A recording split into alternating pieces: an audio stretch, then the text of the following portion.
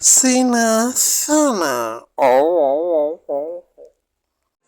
ඇත්තටම මොකද සීයේ මනමාලි පළවෙනි දවසේ සුදු වැඳලා දෙවෙනි දවසේ රත්තු අඳින්නේ මේ ළමයි අහන ප්‍රශ්න වලට මට හරියට උත්තර දී ගන්නත් බෑ ඒවා බම් සම්ප්‍රදාය එහෙමනම් කමක් නෑ මම මේ බයේ හිටියේ කාලි අම්මත් රතු අඳින හින්දා මනමාලයට අසුබ කාලයක් ලැබුවද කියලා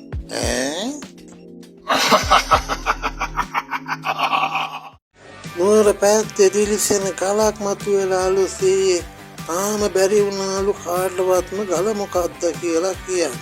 මං කිව්වේ රත්නපුරේ ඉන්න මැණික්කාරයෙක්ට කිව්වා ටුටුස් ගාලා කියයි ගල මොකක්ද කියලා. ඒ වුණාට හේම් පුතේ ගලේ කෙලත් ගාලා කටේ දාලා සූපුත් කරනවානේ ඒක හරියන්නේ නෑ. එතකොට සීයා කියන්නේ මොකක්ද කියලාද දිලිසෙන්නේ? ඔය යට වෙච්ච වාහනයක තාම හෙඩ්ලයිට් එක පත් වෙන්නේ නැති. ස්විච් එක හොයලා ඕෆ් කරන්න කියපන්.